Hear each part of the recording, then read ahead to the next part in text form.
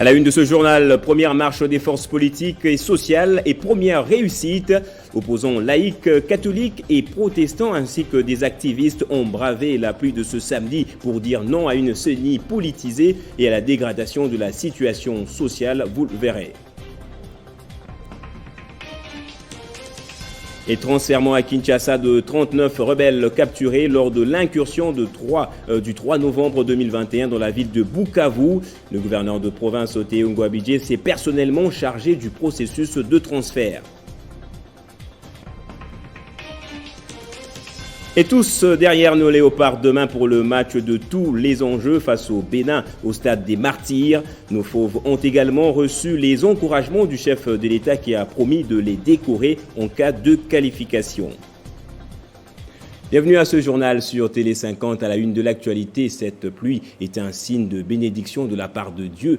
Ce sont là les mots du coordonnateur de crise du FCC, Raymond Tchibanda, au point de chute de la marche des laïcs à laquelle a pris part également la plateforme politique de Joseph Kabila. Malgré les intermittentes pluies de cette journée à Kinshasa, les forces sociales et politiques ont également protesté contre la politisation de la CENI. Regardez. Ils sont nombreux à quitter leurs quartiers respectifs pour rejoindre les itinéraires fixés. Sous une pluie fine, ce samedi 13 novembre connaît une forte mobilisation du bloc patriotique, CALCC Milapro et l'ECC, l'Église du Christ au Congo, l'AMUCA et FCC. Toutes les autres forces vives ne sont pas du reste. Ils ont convaincu ceux qui pensent que la Commission électorale nationale indépendante doit être dépolitisée, les armes doivent se taire dans l'est de la RDC, la maltraitance sous rame doit être arrêtée et les sociales des Congolais qui doit être relevé comme priorité du gouvernement en place. Que le pouvoir a du pain sur la planche, parce que quand le peuple s'exprime comme ça, dans l'unité, rejette toutes les politiques publiques qui sont menées par elle, et particulièrement des choix hasardeux, partisans, qui pouvaient requérir le consensus national, notamment ce qui concerne le processus démocratique, les choix des autorités de la CENI, totalement partisans. Bon, si vous mêlez à ça maintenant les politiques sociales qui sont menées, RAM, qui est vraiment une escroquerie organisée du pouvoir contre la population. Nos enfants n'étudient pas et c'est curieux, c'est la première année blanche au niveau du primaire et du secondaire. Marche qui part des 3 axes dont Lemba, terminus Kianza, université, pour chuter à Tata Raphaël.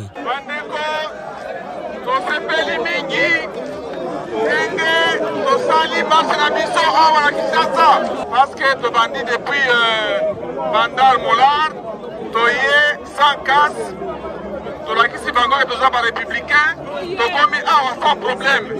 Mais la première marche, on sous Goya, semaine prochaine, qui dictature ainsi là. Les organisateurs ont travaillé sur les caractères pacifiques de la marche. Une forte présence policière a été remarquée sur l'étendue de la capitale, dont l'objectif est l'encadrement des manifestants contre tout débordement. Plusieurs leaders de la société civile et de l'opposition ont répondu présent à cet appel. De son côté, Sidé de Martin Fayoulou a quitté le matin des bonnes heures. Le FCC, Front commun pour le Congo, est parti des Bandal, Molar. Jusqu'ici, aucune perturbation n'est signalée sur terrain. Et on change de chapitre pour parler cette fois sport. Vous le savez, les Léopards affrontent ce dimanche le Bénin dans le cadre de la dernière journée des qualifications du Mondial 2022. Eh bien, le chef de l'État est allé encourager l'équipe nationale. Dans une brève adresse, Félix-Antoine Tshisekedi a d'abord félicité les fauves congolais après leur dernière prestation à l'extérieur avant de les inviter à faire de même pour le match de ce dimanche. Un soutien indéfectible, un reconfort moral au nom de toute une nation, c'est le sens de la présence du chef de l'État Félix-Antoine Tshisekedi Tshilombo auprès des Léopards à la veille du match RDC-Bénin, comptant pour la dernière journée des qualifications pour le Mondial Qatar 2022. La démarche du président de la République est un encouragement à l'équipe nationale de son pays logé à Kempinski Hotel. Dans une brève adresse en français et en lingala, le président de la République a tout d'abord félicité les fauves congolais après leur exploit de jeudi dernier face à l'équipe tanzanienne, une large victoire qui mérite des éloges du garant de la nation. Le pays était à l'arrêt jeudi dernier et même nous qui étions dans nos activités, on avait toujours une oreille attentive sur ce qui se passait à Dar es Salaam. Et grande fut ma joie lorsque, au sortir d'une réunion, le protocole m'annonça votre victoire, 3-0. Vous vous imaginez, à l'extérieur. Et j'ai regardé ce match jeudi soir, je l'ai encore regardé vendredi soir, hier donc. Et j'ai vu vraiment que vous êtes une grande équipe. Et à quelques heures du match décisif qui opposera les poulains de Hector Cooper aux éperviers du Bénin, le président de la République a invité le 11 national à rééditer l'exploit ce dimanche 15 novembre au Stade des Martyrs.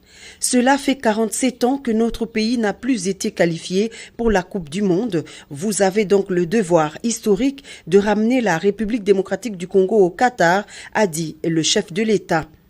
Et en cas de qualification, je promets de vous décorer comme l'avait fait le maréchal Mobutu à vos aînés de la génération 74, a affirmé Félix-Antoine Tshisekedi Tshilombo au Léopard. Et juste après le dîner, le chef de l'État a eu un aparté d'une dizaine de minutes avec les joueurs exclusivement.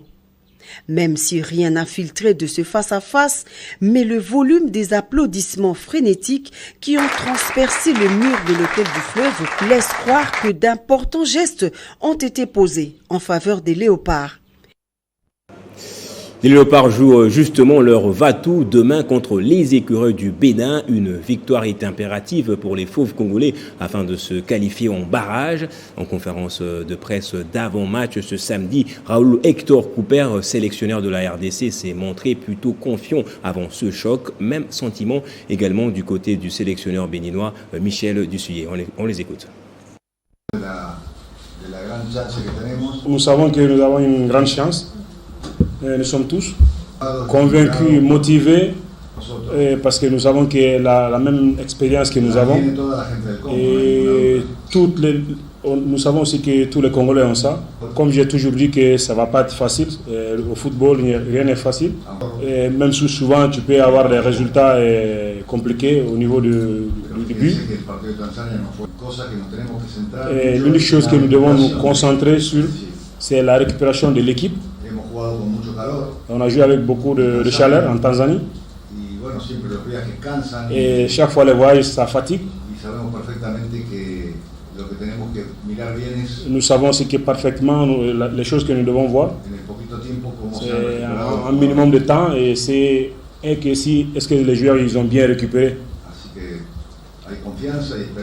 Et nous avons la confiance. On a bien parlé avec les joueurs. Oui, on est prêt. On est là où on voulait être, c'est-à-dire être encore dans la course jusqu'à la dernière journée. Et c'est le cas après notre victoire contre Madagascar. Maintenant, on sait que c'est une finale que l'on joue ici à Kinshasa. On a un petit avantage à 2 points. On sait que cette équipe du Congo, forcément, elle doit absolument gagner. Donc ce sera un match très très dur. On s'attend à ça. Maintenant, ça reste aussi indécis, comme vous l'avez dit. On a su voyager tout au long de cette phase éliminatoire. Maintenant, c'est à nous à confirmer notre solidité défensive contre cette équipe de RDC. Mais malheureusement, le match RDC-Bénin se jouera à huis clos sur décision de la CAF. Les Léopards restent tout de même déterminés à rééditer l'exploit demain pour se qualifier en barrage. Une tâche pas facile, le reconnaît le 11 national. Arlette Boutella. Et c'est avec un esprit de vainqueur que les Léopards regagnent Kinshasa, la capitale. Oui, c'est une bonne initiative pour rassembler tout le monde autour d'une même table, puisqu'on puisse gagner les matchs contre le Bénin. Ça, en tout cas, c'est très parfait. Je l'encourage. Ce qui est très important, c'est d'être ensemble, nous tous, autour d'une même table. Et oublions nos divergences, puisque nous sommes obligés d'aller à la Coupe du Monde. Et nous demandons à nos ancêtres et à notre Dieu de donner tous les atouts à nos fauves, qu'on puisse gagner ces matchs-là. Et c'est pour cela que nous disons que merci Fatih Béton. Après avoir bien négocié face à la Tanzanie, le match de ce dimanche viendra couronner le travail abattu par le staff technique. Toute l'équipe a conscience que le match au Congo est une finalité, on va dire, du travail fourni par le staff. Ça va être très difficile.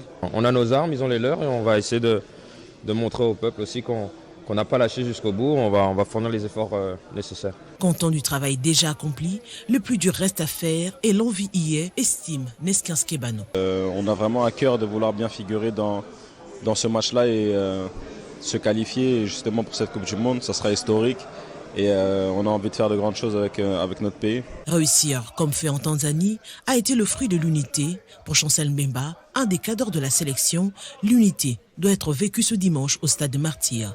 Nde tozaka ini na match ya Tanzanie na osenga na bato nyonso nzamba sunga toza ini aopesa biso victoire na kini oyo eza importe eza gouvernement atia maboko eza match oyo eza très capital. Il faut bafanda basola parce que nayebi lelo na oloba bafanda basola na fédération na ba ministre na batu nyonso parce que ça le kumu ya mboka. Deuxième dans le classement, juste après le Bénin, la RDC espère arracher sa qualification pour le match des barrages qui verra 10 équipes scindées en 2 groupes. Les amoureux du sport ne peuvent dire que allez-y les léopards. Et on quitte le sport pour la sécurité. Cette fois, je le disais, les 39 assaillants capturés lors de l'incursion du 3 novembre 2021 dans la ville de Bukavu sont enfin transférés à Kinshasa. C'est le gouverneur Théo Ngouabidje qui a personnellement accompagné ces hors-la-loi jusqu'à l'aéroport de Kavumu. Entre-temps, le processus de démantèlement de ce mouvement politico-militaire non encore identifié se poursuit dans la province Amani. Ils sont au total 39 assaillants, dont 2 femmes qui ont été transférées à Kinshasa, à l'aéroport national de Kavumu, où ils ont embarqué dans un avion spécialement affrété pour eux. Ces hommes et femmes ont voyagé sous l'œil vigilant du gouverneur de province, Théo Ngouabidje Kassi, entouré des membres du conseil provincial de sécurité. Ces 39 assaillants sont ceux qui ont été capturés lors de l'attaque mercredi dernier de la ville de Bukavu par des hommes armés non autrement identifiés. Jusque-là. En supervisant personnellement ce transfèrement des captifs, le gouverneur tient à répercuter le message clair du président de la République, Félix-Antoine Tshisekedi Tshilombo, relatif à la fin de l'impunité pour tous ceux qui tenteront de perturber la quiétude de la population. Les auteurs de tels actes subiront la rigueur de la loi, a rappelé l'autorité provinciale. Respect des droits de l'homme oblige, le gouverneur de province a pris en charge les soins de santé de ces assaillants capturés et leur a donné de quoi manger jusqu'à leur transfèrement. Enfin, le chef de l'exécutif provincial a fait savoir que les enquêtes continuent pour dénicher les auteurs intellectuels de cette attaque contre la ville de Bukavu qui a causé des pertes en vies humaines. Et au Nord Kivu, les activités socio-économiques ont déjà repris dans la cité de Bunagana, dans le territoire de Rutshuru, après le déplacement des populations suite au combat entre les FARDC et le M23. Ce constat a été fait vendredi par le conseiller principal du gouverneur militaire en charge de la reconstruction, David Kamoua, dépêché sur place pour se rassurer de la reprise effective des activités. Pacho Kangunama. Cette tournée de David Kamoua, conseiller principal du gouverneur militaire du Nord Kivu, en charge de la reconstruction et finances, a commencé dans la cité de Kirumba en territoire de Lubero, où en début de ce mois de novembre, il y a eu des altercations entre civils et militaires après la mort d'un civil par un élément incontrôlé de l'armée, ce qui avait occasionné des agitations suivies d'autres civils tués. C'est dans ce cadre que David Kamoua s'est rendu dans la zone pour non seulement réconforter les familles des victimes, mais aussi apporter un message de compassion de l'autorité provinciale, le lieutenant-général Constant Ndima. Pour calmer la tension, il annonce certaines mesures. La première mesure, c'est de rappeler le bourgmestre de la commune de Kirumba au niveau de Lubero. Et pendant ce temps où l'autorité du bourgmestre est rappelée au territoire, le secrétaire administratif va assumer l'intérim jusqu'à ce que la semaine prochaine, l'autorité provinciale désigne un nouveau bourgmestre. La deuxième décision, c'est le cantonnement de tous les militaires dans le camp au niveau de Kassando. Donc les militaires ne seront pas admis à déempiler ou à circuler dans la cité. Troisième mesure, c'est mise à côté de 3 policiers qui étaient jugés indisciplinés par la population. La deuxième étape de la descente du conseiller du gouverneur, c'est dans la cité frontalière de Bunagana en territoire de Rutshuru, où dimanche et lundi dernier, il y a eu affrontement entre les FRDC et les M23, causant de nombreux déplacements des populations vers l'Ouganda voisin. Sur place, son constat est positif car les habitants ont déjà commencé à regagner leur milieu et les activités socio-économiques tournaient normalement. Et le chef d'état-major général des forces armées de la RDC a bouclé samedi sa mission dans la partie est de la RDC. Le général d'armée s'est rendu respectivement dans les provinces du Nord Kivu et de l'Ituri pour une mission de contrôle et d'évaluation des capacités opérationnelles des unités engagées aux opérations dans le cadre de l'état de siège. Dans un point de presse animé samedi à Goma par le porte-parole adjoint des FARDC, le général Sylvain Ekenge a aussi annoncé le dernier bilan des offensives des FARDC. Ces propos ont été recueillis par Pacheco Kanvundama. En marge de cette tournée et en sa qualité de président des chefs d'état-major général de l'Union africaine, puisque vous savez, c'est la RDC qui assume la présidence de l'Union africaine à travers notre commandant suprême, notre président, le général d'armée Mbala Moussense a profité de sa présence dans la partie est de notre pays pour répondre à l'invitation de ses homologues ougandais et rwandais, respectivement à Kampala et à Kigali. Ces visites sont la réponse à plusieurs déplacements effectués par les chefs d'état-major général des forces de défense du peuple ougandais, UPDF, et des forces de défense du Rwanda, RDF, à Kinshasa. En tant que président des responsables des armées de l'Union africaine, le chef d'état-major général des FARDC a déjà effectué des visites analogues en Afrique du Sud, au Kenya, au Burundi et en Angola. Et au Grand Nord, 227 terroristes ADF neutralisés pendant l'état de siège. 31 terroristes capturés. 22 rendus, 22 ADF rendus. Sans compter les autres groupes armés, puisque chaque fois quand nous attaquons les ADF, ce sont les groupes armés locaux que les gens appellent des groupes d'autodéfense qui viennent s'attaquer à l'armée. Et le ministre d'État, ministre des petites et moyennes entreprises, Eustache Mouanzi, séjourne dans la province du Lualaba où il supervise plutôt les travaux de vulgarisation et sensibilisation de la mise en application de la loi 17/001 de l'autorité des régulations de sous-traitance dans le secteur privé. Kolwezi est la ville pilote retenue pour son exécution. Le sujet porte l'attention de tous. Il faut agir vite. Les exposés de 2 principales structures du secteur privé s'avèrent assez clairs pour les participants à ces assises.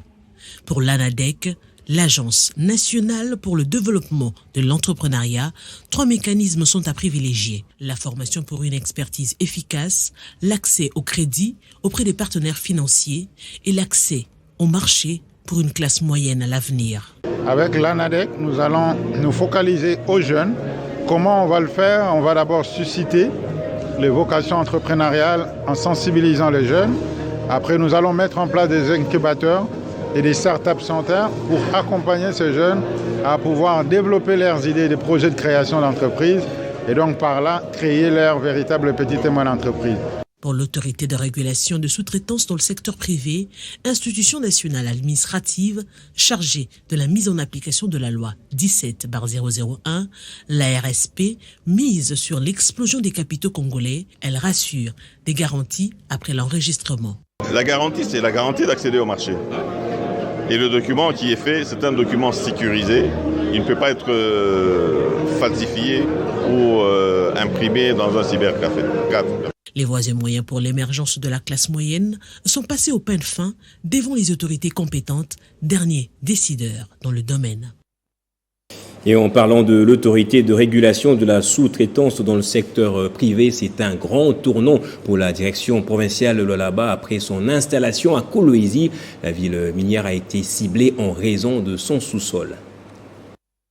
Reconnu comme pilier de l'économie congolaise, le Lualaba se dote d'une direction provinciale de la RSP. Lors de la formalisation confrontée au formatage d'un esprit entrepreneurial de jeunes à Sonné, il est plus que jamais temps de mener à bien la mission de la RSP. Je peux compter sur la détermination de ma hiérarchie et je suis convaincu que Monsieur le Directeur Général ne manquera pas d'apporter le soutien nécessaire pour que notre direction provinciale puisse accomplir ses missions. Tous les secteurs de la vie nationale vont trouver gain de cause derrière cette loi, rassure le Directeur Général. L'installation ce jour de la direction provinciale de l'ARSP de Lualaba est donc un signal fort qui indique clairement notre détermination de veiller à l'application sans faille de la loi sur la sous-traitance dans le secteur privé. Eustache Mouandi, ministre sectoriel, ouvre symboliquement les bureaux, une avancée dans ce domaine. Cet événement suscite déjà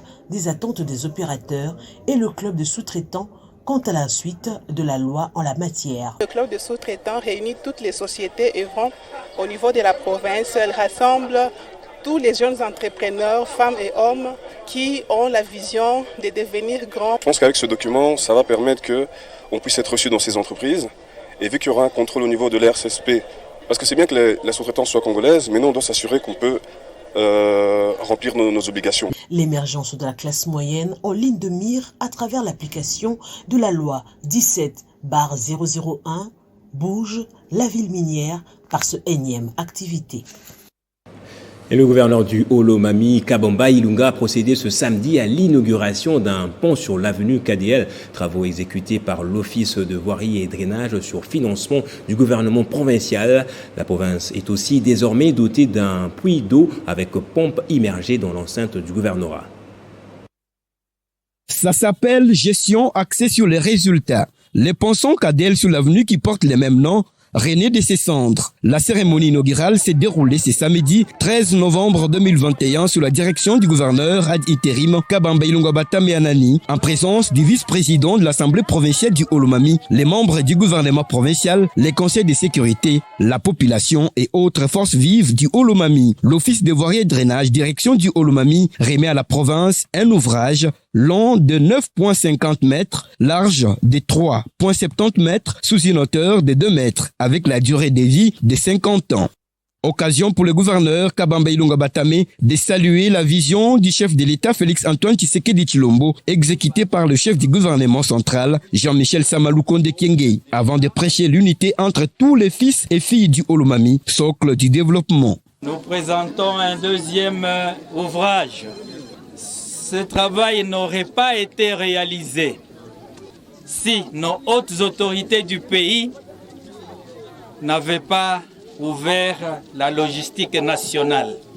Aussi, je voudrais citer son Excellence Antoine Félix Tshisekedi Tshilombo, président de la République, avec son chef du gouvernement, le Premier ministre Samalukonde Kyenge.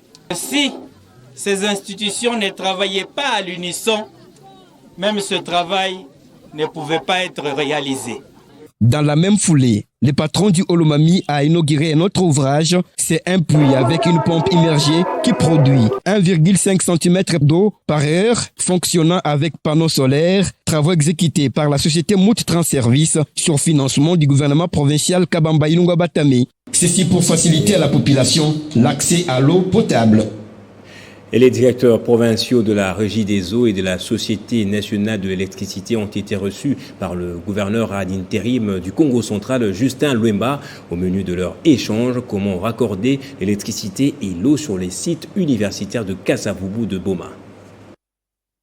Bientôt, le site de l'université Kassavubu de Boma sera desservi en eau et en électricité. Cette affirmation est de Julien Massirika et Rufin Panzubabaka, respectivement directeur provincial de la Régie des eaux et de la Société nationale d'électricité SNEL Congo central. Ces derniers ont, au cours de l'audience leur accordé le vendredi 12 novembre courant, remis les devis au gouverneur intérimaire Justin Lwemba Makosso pour le début effectif de la matérialisation de ce projet de raccordement.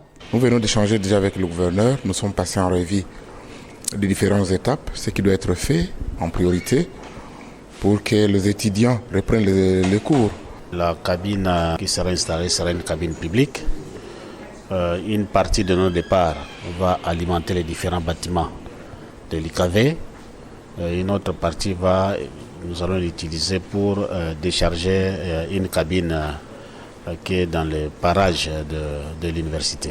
Pour rappel, lors de sa dernière descente au site universitaire de cet alma mater, pour apaiser les esprits des étudiants de la faculté de médecine en colère, l'autorité de province s'est engagée à desservir l'UKV en eau et en électricité. Une manière pour le gouvernement provincial du Congo central de répondre aux exigences du ministère de tutelle quant à l'organisation de la faculté de médecine. Et le drapeau du parti politique Front des nationalistes pour la solidarité et le développement va flotter dans les prochains jours sur le Grand Équateur. Le président national intérimaire a remis une recommandation spéciale d'implantation du parti à la délégation venue de la ville de Mbandaka. Reportage signé Rufus Lukanga. La province de l'Équateur, dans son ancienne configuration, convoite le parti politique Front des nationalistes pour la solidarité et le développement, FNSD en sigle. Une importante délégation des cadres de cette province est allée à la rencontre de la haute hiérarchie du FNSD pour solliciter l'implantation de ces partis à l'Équateur en perspective des élections de 2023. Le président national AI Patrick Mouvoulou les avait remis les symboles du parti et s'est dit marqué par leur choix porté sur les FNSD devant cette multitude de partis politiques qui émaillent la classe politique congolaise. Au nom de la délégation, King Lokofe a donné les principales motivations de leur choix avant de promettre de faire flotter dans les prochains jours les drapeaux du FNSD dans les 5 provinces de la Grande Équateur. Il faut dire que depuis un temps, nous avions suivi l'évolution du parti Front des nationalistes pour la solidarité et le développement. Et nous avons surtout été séduits par la personnalité même de son initiateur. Nous nous sommes dit que s'il s'engage à quelque chose, ce n'est pas pour une histoire sans lendemain. Nous sommes une catégorie de toutes les couches sociales des populations. Nous avons les motocyclistes, nous avons les humanitaires, nous avons les mamans et nous avons ceux qui sont dans d'autres secteurs vitaux. Et que donc nous pensons, avec le noyau que nous avons déjà mis sur place, que nous allons évoluer dans le travail qui nous est demandé de faire et que dans les jours à venir, le Grand Équateur devra désormais compter sur le FNSD. À noter que la conquête de l'Équateur intervient après les provinces du Congo central, de Maniema, de la Chopo et de la ville-province de Kinshasa. Et parlant de la 3e commémoration de la journée de la base, l'Union pour la réussite du Congo, URCO, était présent à cette célébration organisée au siège de l'IMET. Pour le parti au pouvoir, cette journée était un moment d'auto-évaluation de la vie politique du pays par rapport aux attentes du peuple congolais. Christian Kalonché. 12 novembre 2021, 3e commémoration de la journée de la base. Une journée spéciale pour l'Union, pour la démocratie et les progrès sociaux et partis politiques et plusieurs structures alliées. Cette journée a été célébrée au siège de l'UDPS et le plus grand parti politique allié de l'UDPS, l'Union pour la réussite du Congo, cher au président Simon Ikamba et respectueux des valeurs démocratiques et soutenant à 100% les initiatives du président de la République Félix Antoine Tshisekedi Tshilombo était fortement représenté.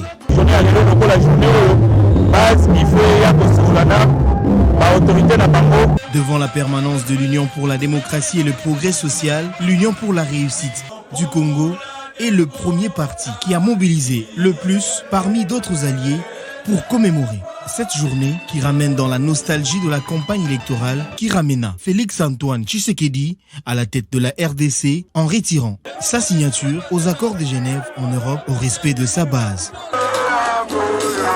Aujourd'hui, cette journée est célébrée entre l'UDPS, URCO de Simon Ikamba et autres alliés au cours d'une grande matinée politique pour partager les idéologies de ce parti frère aux militants pour marcher dans la même vision de Félix-Antoine Tshisekedi Tshilombo, président de la République, qui a le soutien total de l'Union pour la réussite du Congo.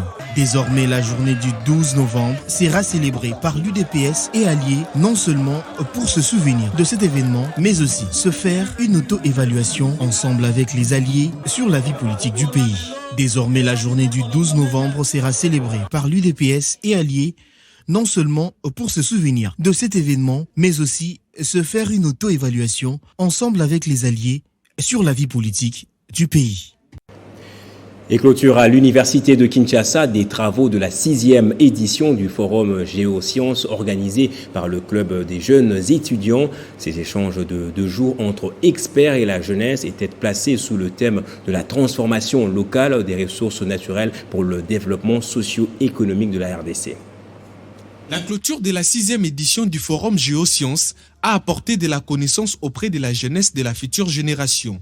Une vision prospective pour une meilleure compréhension des enjeux liés à la gestion des ressources naturelles, porteuse de nombreux espoirs pour le pays. La connaissance sur l'alimentation de mines, Kamoa Kakula en électricité, mais également sur la contribution des ressources naturelles à la croissance économique en RDC. Et c'est donc avec beaucoup de plaisir que j'ai pris part à ce forum organisé par le club Géosciences pour parler de cette problématique des ressources naturelles dont notre pays est richement doté et de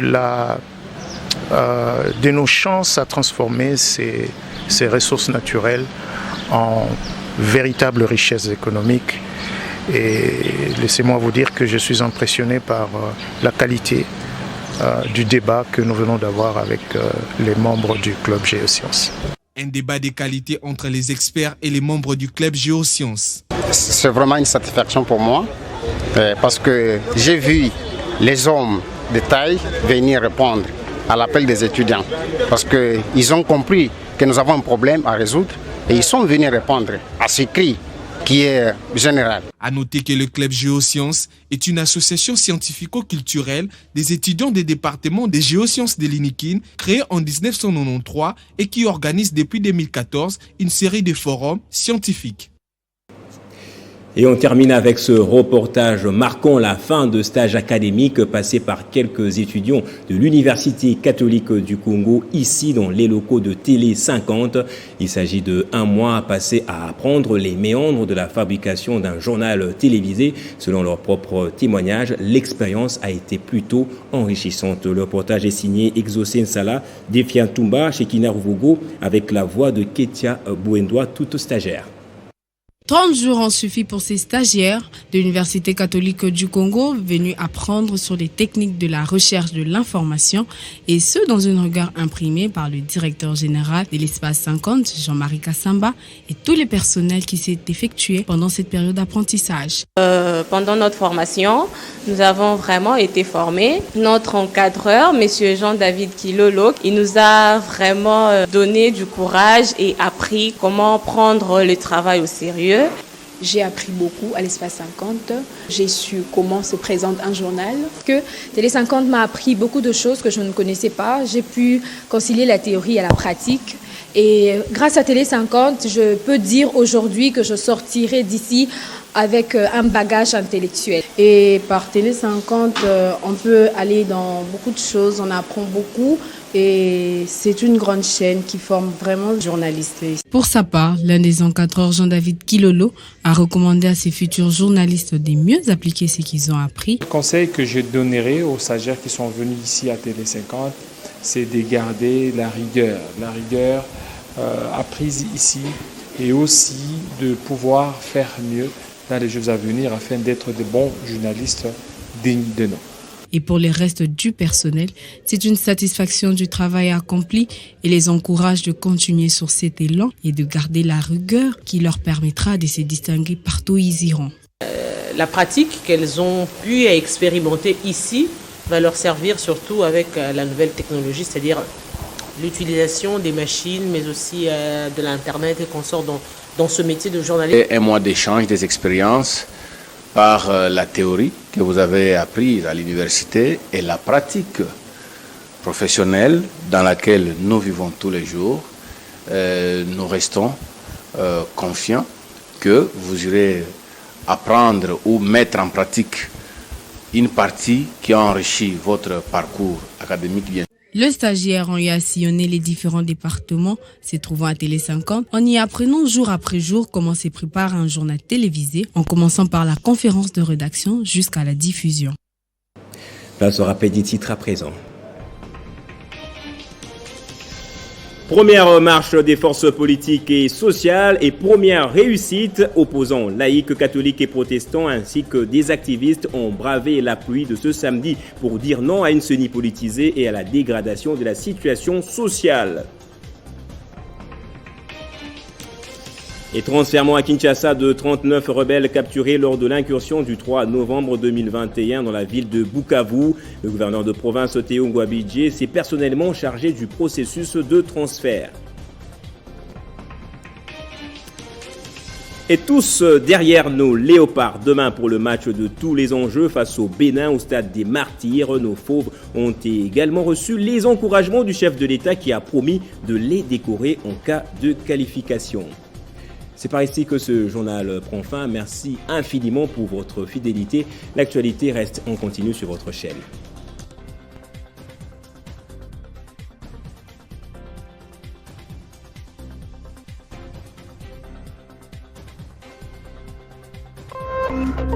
Téléchargez les infos Télé 50 sur www.tele50.cd.